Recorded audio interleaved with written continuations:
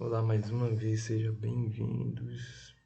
E continuamos aqui nos capítulos do livro do Gênesis. E hoje o capítulo é o 45, que vem continuando a narrativa sobre José e seus irmãos ali no Egito.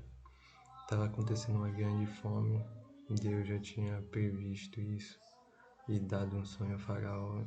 José interpretou os sonhos e agora estava atuando como governador de todo o Egito. E os povos da terra inteira estavam indo ao Egito para conseguir mantimento. E os irmãos de José também foram lá, só que José tinha sido vendido por seus irmãos e eles, enviados por seu pai, foram até o Egito. E agora ele realizou alguns testes para saber se o coração deles tinha mudado entre si, para com seu irmão mais novo, para com teu pai. E nesse capítulo aqui ele vai se revelar. E pedimos sempre a orientação do Espírito de Deus para que possamos entender um pouco mais a cada vez a tua palavra e que o Senhor Deus nos inspire e nos motive a praticá-las no nosso dia a dia. Perdoe nossos pecados, esteja conosco em Cristo Jesus. Amém. E diz assim o primeiro versículo, acompanhe na sua Bíblia. Então José, não se podendo conter diante de todos os que estavam com ele, bradou: fazei sair a todos da minha presença. E ninguém ficou com ele, quando José se deu a conhecer a seus irmãos. E levantou a voz em choro, de maneira que os egípcios o ouviram, e também a casa de Faraó. Ou seja, era algo que estava guardando só para si. Diante de toda aquela realidade, após décadas ali, e agora ele nem começou a falar, mas todo aquele sentimentalismo foi expresso através de emoção. E continua dizendo o seguinte: e disse a seus irmãos: eu sou José, vive ainda meu pai? E seus irmãos não lhe puderam responder, porque ficaram atemorizados perante ele.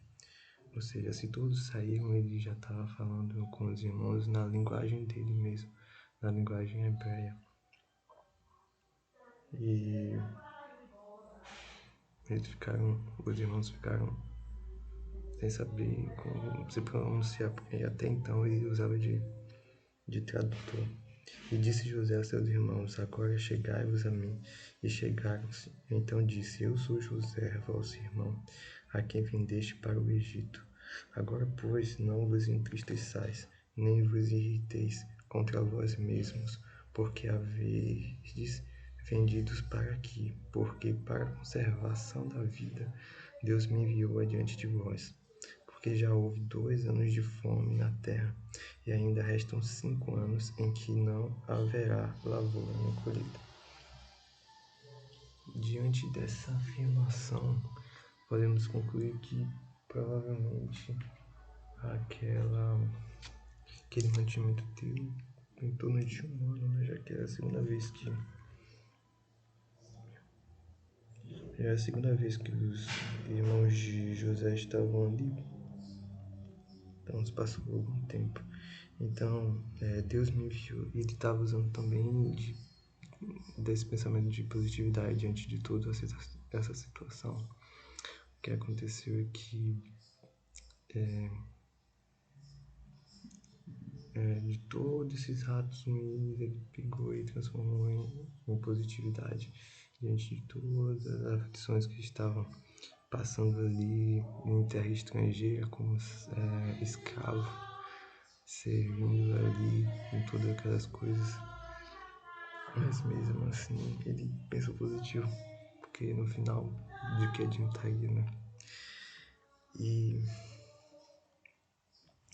ele exalta Deus aqui, falando que Deus enviou adiante de vós para conservar vossa sucessão na terra, para vos preservar a vida por um grande livramento. Assim não foste vós que me enviastes, para cá, e sim Deus que me pôs por pai de Faraó e senhor de toda a sua casa, e como governador em toda a terra do Egito. Apressai-vos, subi a meu pai, e dizei-lhe: assim manda dizer teu filho José: Deus me pôs por senhor em toda a terra do Egito. Desce a mim e não demores. Habitarás na terra de Gósen, e estarás perto de mim, tu, teus filhos, os filhos dos teus filhos, os teus rebanhos, o teu gado e tudo quanto tens. Aí te sustentarei, porque ainda haverá 5 anos de fome, para que não te empobreças, tu e tua casa, e tudo o que tens. Eis que vedes por vós mesmos o meu irmão Benjamim. Vê também que sou eu mesmo quem vos fala. Anunciai a meu pai por toda a minha glória no Egito, e tudo o que tendes vistos. Apressai-vos e fazei descer meu pai para aqui. E lançando-se ao pescoço de Benjamim, seu irmão chorou, e abraçado com ele chorou também Benjamim. José beijou a todos os seus irmãos e chorou sobre eles. Depois seus irmãos falaram com ele. Até então estavam sem reação e ele mesmo havia perdoado e seus irmãos e entendeu o propósito de Deus em toda aquela situação. Agora vem a parte que Faraó se dá a saber sobre toda essa situação que também José não tinha mencionado para eles, não. E 16 vem dizendo: fez-se ouvir na casa de Faraó esta notícia. São vindos os irmãos de José, e isto foi agradável a Faraó e a seus oficiais. Disse Faraó a José: dize a teus irmãos: fazei isto, carregai os vossos animais e parti. Tornai a terra de Canaã. Tomai o vosso pai e as vossas famílias, e vindes para mim. Dar-vos-ei o melhor da terra, do Egito, e comereis a fartura da terra. Ordena-lhes de também: fazei isto, levai da terra do Egito carros para vossos filhos e para vossas mulheres. Trazei vosso pai e vinde. Não vos preocupeis com coisa alguma dos vossos haveres, porque o melhor de toda a terra do Egito será vosso. Então aqui também Faraó estava homologando o que José disse e ainda estava dando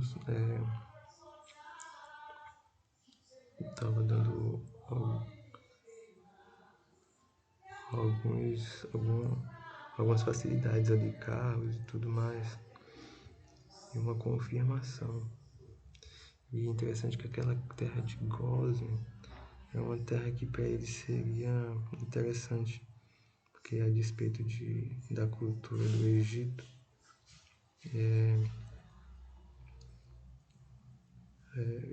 e da função ali dos patriarcas de Jacó e tudo mais, era a abominação que eles faziam, mexer com pastagem, com vides, e aquela terra ali seria uma providência divina diante daquela situação e do que o mundo todo estava passando, essa grande fome. E os filhos de Israel fizeram assim. José lhes deu carros conforme o mandado de Faraó. Também lhes deu provisão para o caminho. A cada um de todos eles deu vestes festivais, mas a Benjamim deu 300 moedas de prata e 5 vestes festivais. Também enviou a seu pai 10 jumentos carregados do melhor do Egito, e 10 jumentos carregados de cereais e pão, e provisão para seu pai, para o caminho.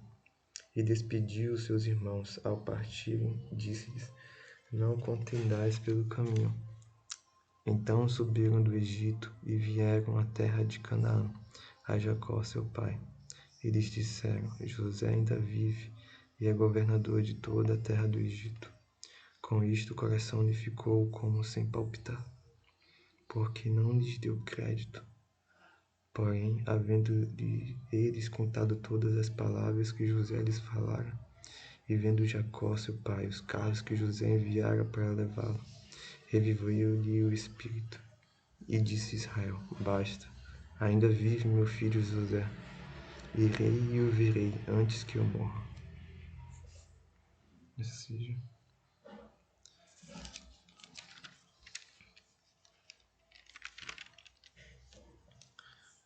e aqui renasce a esperança para aquela família, depois de um luto inexistente, na verdade, que para ele real, mas reacendeu a esperança diante de toda aquela realidade, aquela nova realidade. Triste foi os irmãos, né?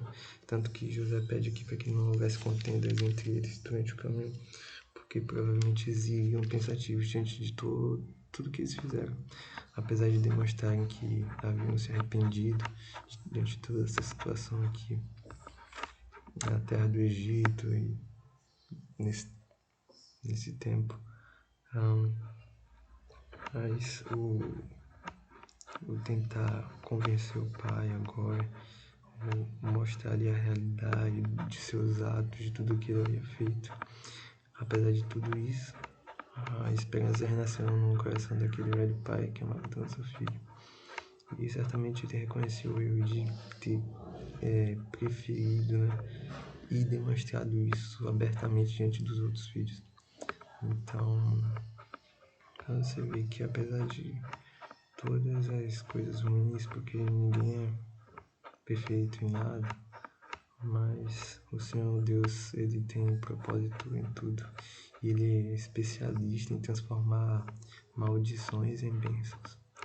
E que a palavra de Deus vivifique seu coração hoje, te traga esperança, independente da situação que você esteja passando, mas crendo nele, confiando, principalmente agindo segundo a sua vontade, sendo submisso a ele, é que as coisas vão se converter para o bem. Então, estejam em paz.